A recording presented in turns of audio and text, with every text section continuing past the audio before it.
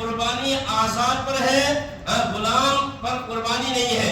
اسی طرح ایک شرط یہ ہے کہ قربانی جو ہے وہ بالغ پر ہے، نابالغ پر قربانی نہیں ہے۔ اور آخری اہم شرط یہ ہے کہ قربانی صاحب نصاب پر ہے، قربانی مالدار پر ہے، تنگ دست مفلس محتاج اور جو غریب شخص ہے اس پر شریعت نے قربانی نہیں رکھی ہے۔ اب جو جس انسان کے اندر یہ ساری شرائط پائی جا رہی ہے کہ وہ مسلمان بھی ہے، وہ عاقل بھی ہے، وہ بالغ بھی ہے، وہ آزاد بھی ہے، اور ساتھ میں صاحب نصاب اور صاحب استطاعت بھی ہے، اللہ نے اس کو صاحب استطاعت بنایا ہے، صاحب نصاب بنایا ہے۔ اگر وہ شخص قربانی نہیں کرتا ہے پھر کیا ہوگا؟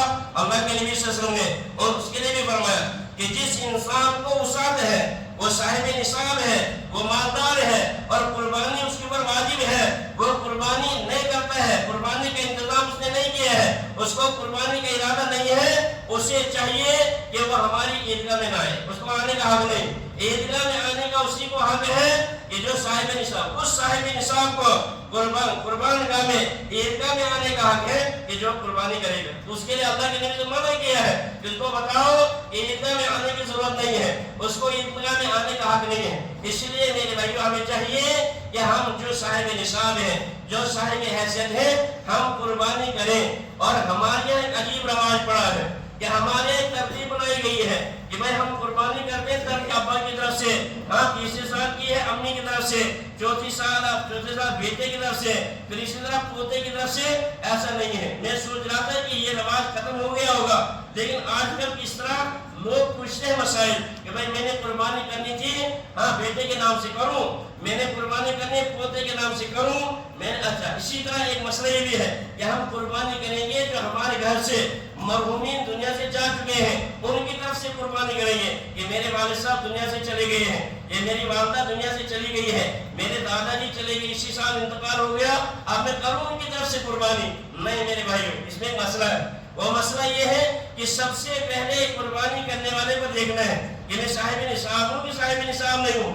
اگر میں صاحب نصاب ہوں، میری بیوی صاحب نصاب ہے، میرے والد محترم صاحب نصاب ہے، میری والدہ محترمہ صاحب نصاب ہے، ہم گھر میں صاحب نصاب 4 آدمی ہیں، تو چاروں کے اوپر قربانی کیا ہے؟ واجب ہے۔ اور اسی طرح میرا بیٹا بالغ ہے، اس کے اوپر بھی قربانی واجب ہے، وہ صاحب نصاب ہے تو اس کے اوپر بھی قربانی واجب ہے۔ ہم دیکھتے ہیں گھر میں ایک کی طرف سے ہو گئی تو قربانی آدھا، یا اسی طرح ترتیب بناتے ہیں، ایک ساتھ ایک کی طرف سے دوسرے ساتھ دوسرے۔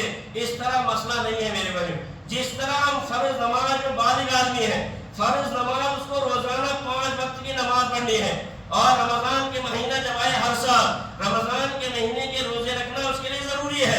اسی طرح یہ قربانی ہے کہ جب انسان صاحب نصاب ہے تو قربانی ہر سال اس کے اوپر واجب ہے۔ اور ایک شخص چاہے کہ میں قربانی اپنی طرف سے نہ کروں، میں صاحب نصاب ہوں، اب مرحومین کی طرف سے، وہ تو نفل قربانی ہے۔ مرحومین کی طرف سے کرنا نفل قربانی ہے، یا کسی چھوٹے بچے کی طرف سے آدمی کبھی شوق سے کرتا ہے، وہ تو نفل قربانی ہے۔ اصل مسئلہ اپنا ہے کہ اگر میں صاحب نصاب ہوں اور صاحب حیثیت ہوں، مجھے سب سے پہلے قربانی کرنی ہے، اپنی طرف سے قربانی کروں۔ تو یہ رواج ہمارے یہاں چلا ہوا ہے، اس رواج کو ہمیں ختم کرنا ہے کہ صاحب حیثیت جو لوگ ہیں ان کو اپنی طرف سے قربانی کرنی ہے، ان کے اوپر قربانی کرنا واجب۔